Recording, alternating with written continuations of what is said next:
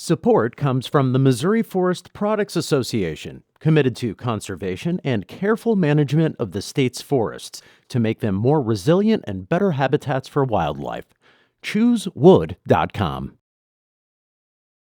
This is St. Louis on the Air from St. Louis Public Radio. I'm Elaine Cha. 'Tis the season for holiday gatherings, and in many cases that means food and drink. And since it's the last month of the year, we thought, what better time to talk about STL's food scene in 2023 and dish on what's coming to the region in 2024. So today we've convened a comestible roundtable with two guests whose taste buds, guts, and brains render recs for hungry readers to savor all year round. First, we have Meera Nagarajan, executive editor of Sauce magazine and a frequent guest on our show. Great to see you again, Meera. Hi, thank you for having me.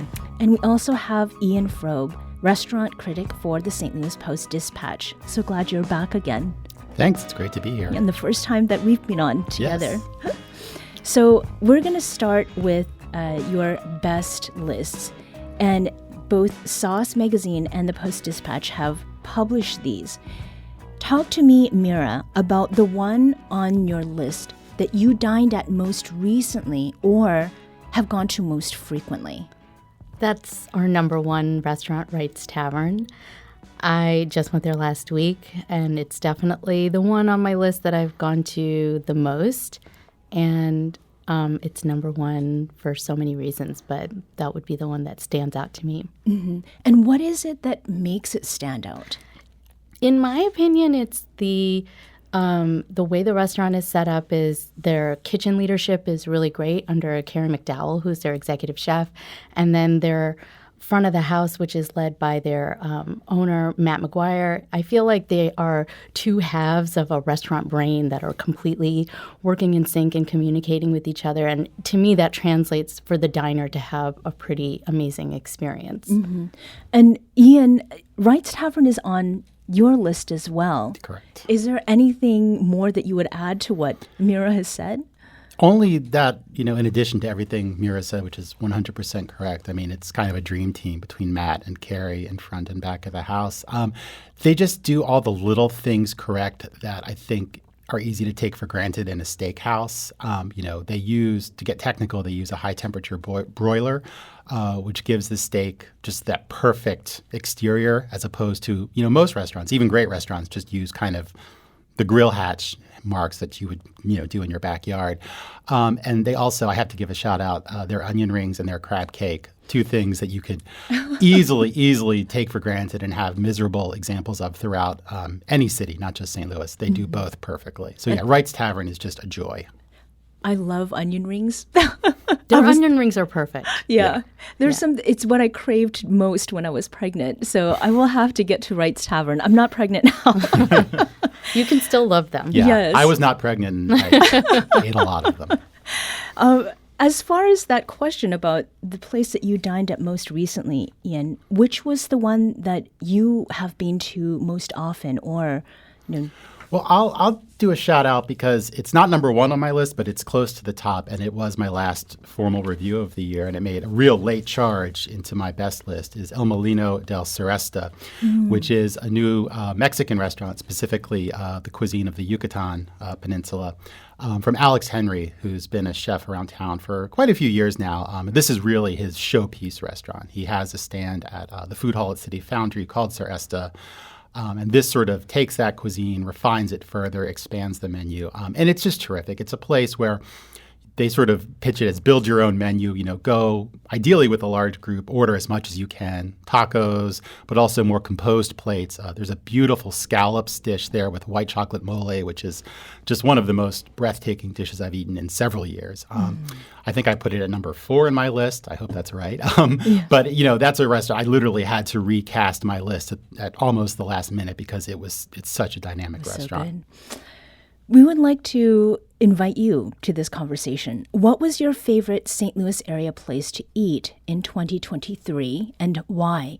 Give us a call at 314-382-8255. That's 314-382-TALK. You can also email us at talk@stlpr.org or hit us up on social media at STL On Air on X, or you can reach us on our St. Louis on the Air Facebook page.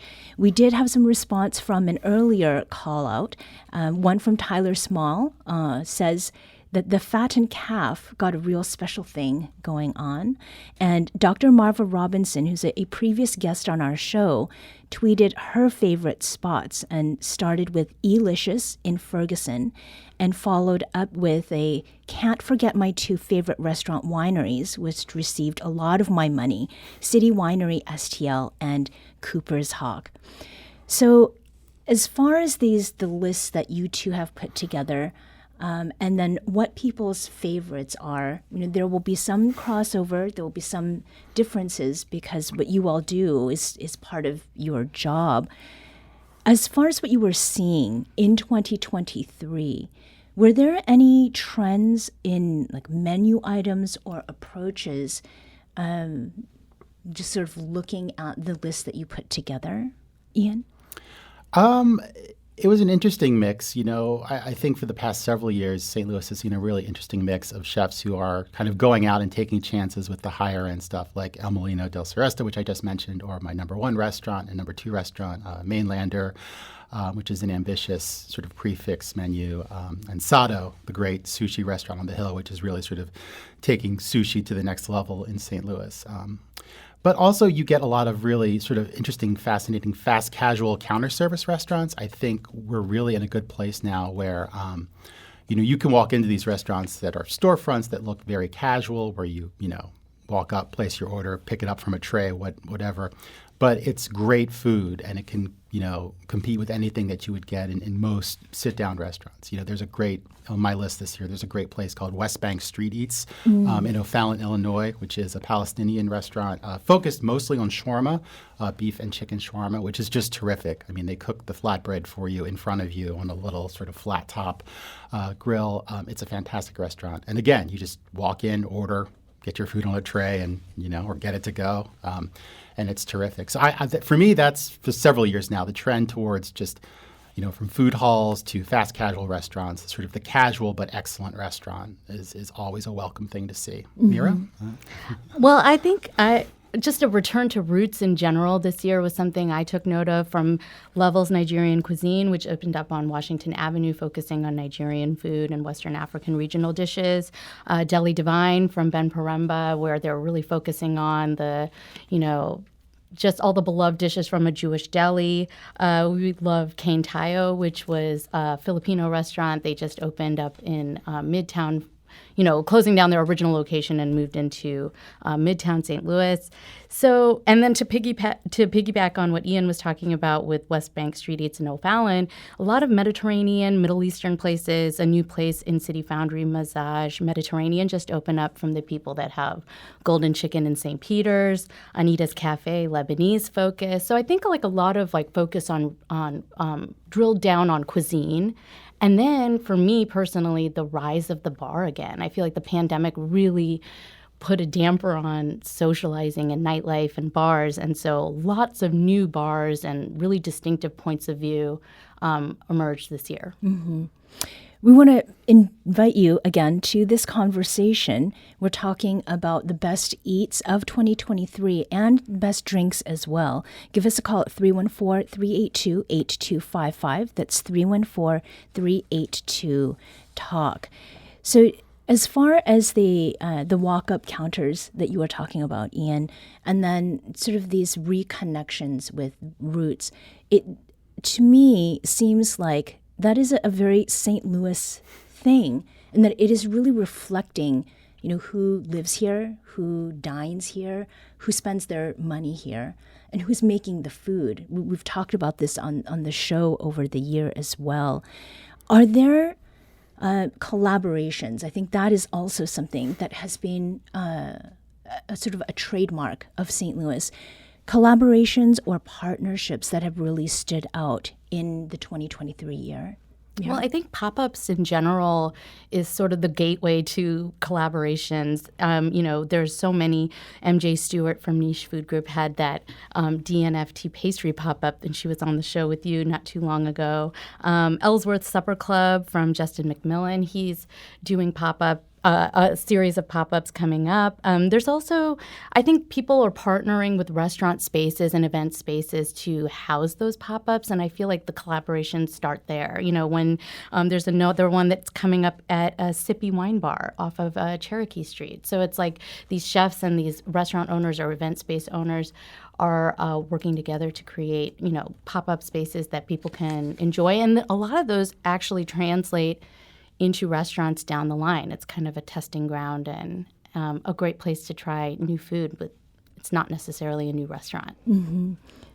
Ian? Well, so not repeating what Meera just said, and I think an interesting aspect with sort of where pop-ups and collaborations are going that I saw this year, a specific example that's actually now a restaurant is Rated Test Kitchen downtown, which has a vibe that feels very much like a pop-up. And Juwan Rice, the very young, I think he's now 22, chef and owner of Rated, he invites you in, and you not as a restaurant critic, but you as a diner are invited to scan a QR code and rate your meal at the end, and he adapts the meal based on diner suggestions and feedback.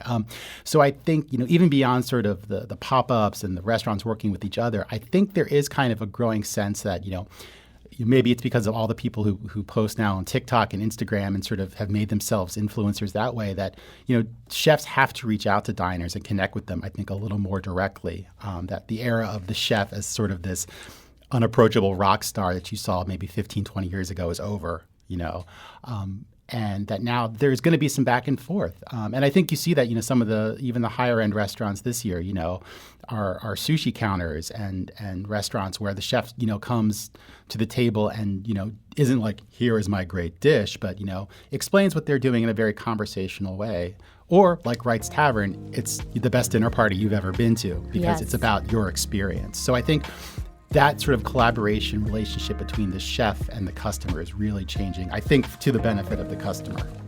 We need to take a quick break here, but we will be back shortly to continue this conversation about 2023 food and also what we're looking forward to in 2024. This is St. Louis on the Air on St. Louis Public Radio.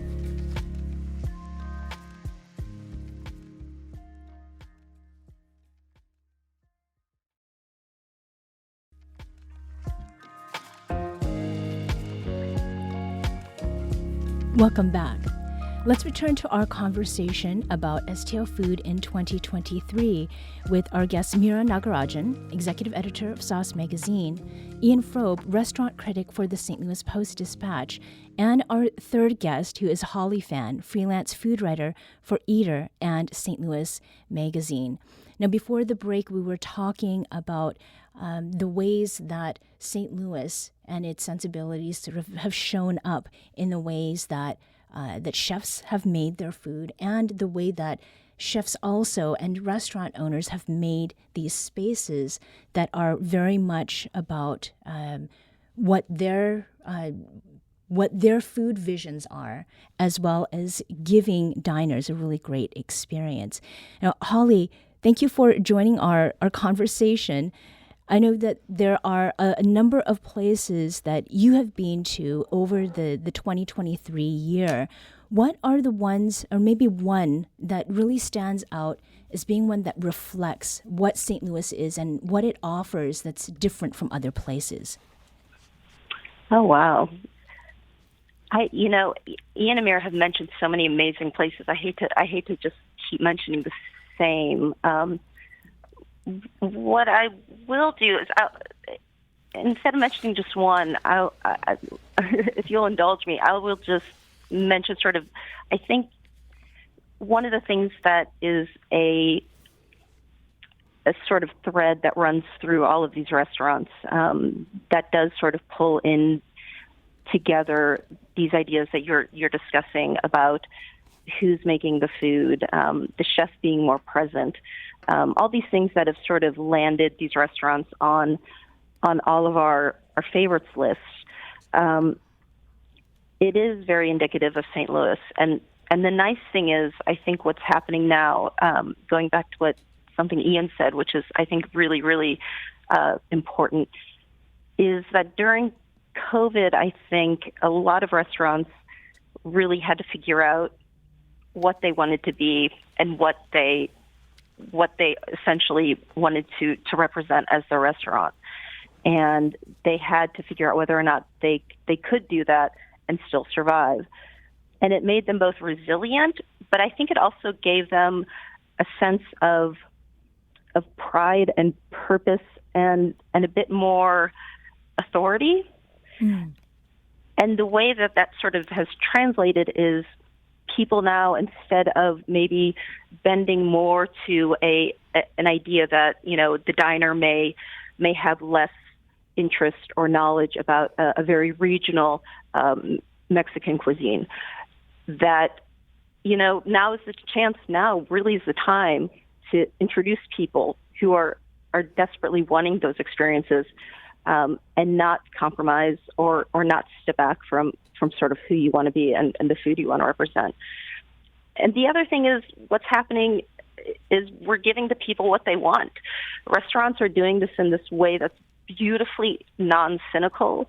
They're doing it in a way that's generous and communal, and it's sort of this perfect combination of chefs figuring out who they are, who they can be, who they can sustainably be, and while giving people, sort of the most sincere and intentional versions of themselves and their cuisine. Mm-hmm. And I think that's just wound up in this win-win for everyone. Just like Ian said, it's nice to have the chefs sort of meeting you, with a generosity, instead of it being a cerebral experience of, I've come to experience what you have, to offer me, or what you need to show, or what you have, come up with in your brilliant mind.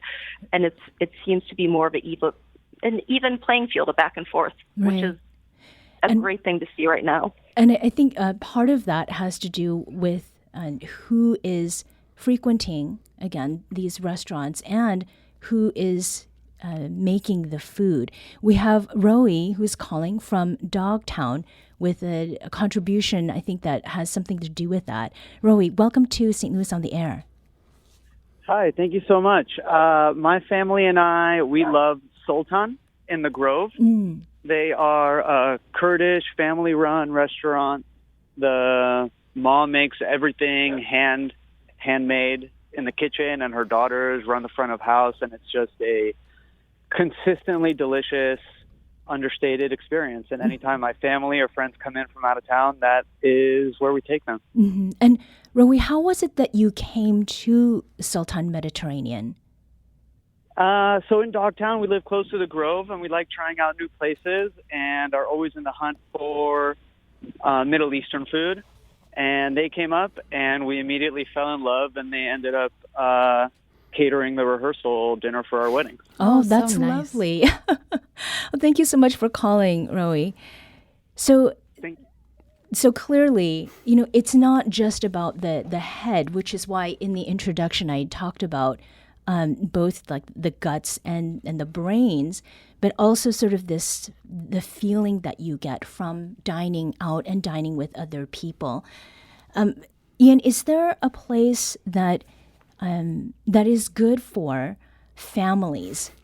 I've got a 7.5-year-old and a mother-in-law, so trying to hit upon a place that is good for each of them, it can be difficult. What would you say to that? Well, the caller mentioned Sultan, which I took my family to just a couple of weeks ago, which is a favorite of ours. My daughter, who's 10 and doesn't, is very picky, loves the lentil soup there, which if you can get a 10-year-old to eat lentils, anything is a miracle. So yeah, definitely a shout out to Sultan. There's a lot of these great casual restaurants. In the Grove, there's Grace Meat and Three, which, can do sort of sophisticated Southern cooking, but also everyday fried chicken sandwiches. There's a great in Maplewood. Christopher Kelling, who's one of the great restaurateurs in St. Louis, has just opened a very casual burger restaurant called Burger Champ, which I was just at with my family this weekend, which was excellent. And he's also got Pizza Champ nearby, which has, great sort of big New York-style pizzas. The great thing about a lot of these changes we've been talking about in the dining scene, and that Holly reference too, translates to great experiences for everyone, not just, the sort of stereotypical younger adult with disposable income without kids who can go out to all these hip places. I mean, there are lots of places, not necessarily every place, but there are lots and lots of places for the whole range of the family now that are also just great on their own. Mm-hmm. We also have Jenny, who's calling from O'Fallon. Jenny, welcome to St. Louis on the Air. That's Jerry. Oh, Jerry. No, our favorite place, new place, is not new, but Good News Pizza, Good News Brewing, basically, and they serve a very great sourdough crust pizza. It's a very simple menu, essentially beer pizza. I think there's a salad or two. The first one opened up in North O'Fallon, like in a strip mall, and when I used to write about restaurants for a website, I said if Pop's Malt Shop in the Archie comics had been, a beer and pizza place, that's kind of what the vibe was. But they've expanded down to Augusta and Defiance, and their newest spot in Frenchtown is just great. It's just right on 2nd Street. People drop in and out. You see the same people. Everyone knows each other. We're there on a busy night, and one of the patrons went behind the bar to help the server. And at that particular location, they have a guy who does his sort of home brews that they bring in. And I mean, it's not at the level of home brew; it's professionally brewed beer. But they'll have these little small samples that it might be 2 or 3 barrels, and if you're there for an hour on the right night, you might really taste something that's extraordinary. Right, Jerry. Thank you for calling. And Meera, we were talking about the place that drinks and beverages have sort of in what has happened over 2023. We've talked on the show about no and low proof beverages. And I've actually been out to Good News on a bike ride and got to enjoy the pizza and the beer. Among the things that you have written about in Sauce, what brings together both a great experience in food and really specifically with beverages? I think it's just a big investment in the beverage program because not everybody has the finances to really invest in that. I think a lot of people are doing draft cocktails these days. Ian mentioned Burger Champ in Maplewood. They hired a consultant group to work on draft cocktails for them because they didn't, they wanted to have something quick and easy that would be consistent every time. The caller mentioned O'Fallon. I just went to La Ono in O'Fallon. Really great French Polynesian spot. We had lobster rangoon. We had really great carrot tempura. They had a Mai Tai on the bar that was so delicious. And I think it's one of those things where it's that restaurant is really making the jump from just focusing on the kitchen or we're just focusing on the bar. They're really investing on both sides of it. And I think there's a communication there where those beverages really support the menu that the restaurant is trying to do. I think Wright's Tavern, again, is another great example. It's like steakhouse. You have a classic martini. You have really great, nice crafted cocktails that are classics that really stand out. I mean, I think the pandemic really did have an effect on bars. And so now seeing so many bars pop up, I just went to None of the Above at City Foundry, which is the new classic cocktail bar from Gerard Craft's Niche Food Group. The food menu is not huge, but it's really this transportative, very cool speakeasy space. And I think what they're doing over there is so great. And I feel I love seeing this rise in bars again, from beer bars to wine bars to really a big investment in classic cocktails too, from classic cocktail bars.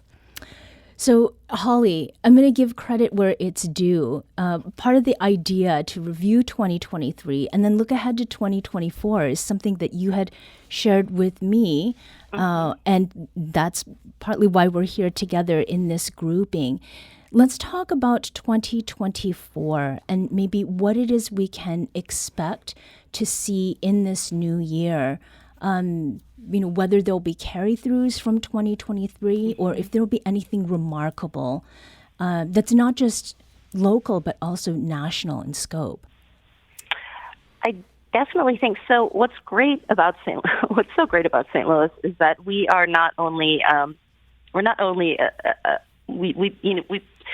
we're a much more exceptional food city. I think everyone in the room with you will sort of agree with me than we are normally given credit for.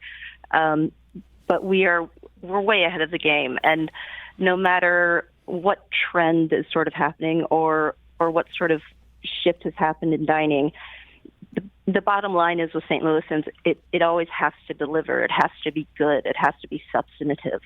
And so whatever trend is going to happen, or whatever places are opening, or whatever investment is happening now, it has to prove itself in order to make it to 2024. And so the things that people are seeing nationally that I definitely think we see in St. Louis and we're going to see more of, there's a lot of talk about maximalist dining, and I think that ties in with this idea of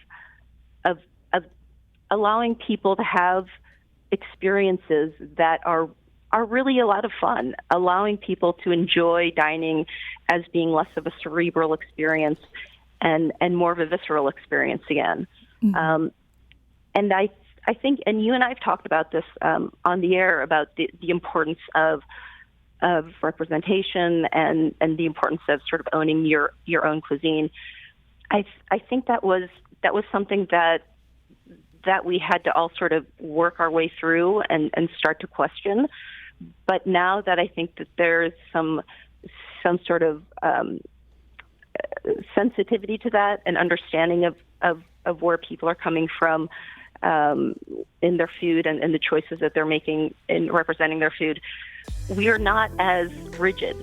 I know that I'm not as sort of, and it's a terrible word to describe myself, but as uptight about cuisine, settling into certain categories and fitting certain nuances. Right, and we'll pick up with that perhaps in the new year. Holly Fann is freelance food writer for Eaters and St. Louis Magazine. Meera Nagarajan is executive editor of Sauce Magazine, and Ian Froeb is restaurant critic for the St. Louis Post-Dispatch. Thank you all for joining us today. Thank you.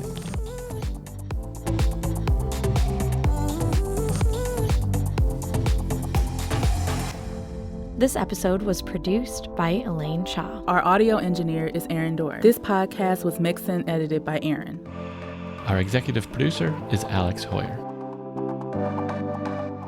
St. Louis on the Air is a production of St. Louis Public Radio. Understanding starts here. St. Louis on the Air proudly supports local artists by using music from Life Creative Group. Do you find yourself regularly listening to episodes of St. Louis on the Air? Suggest us to a friend you think might enjoy our conversations. And leave us a review and rating on Apple Podcasts on the App Store. It's the simplest way to help people discover our show. Thanks. St. Louis Public Radio is a member-supported service of the University of Missouri St. Louis.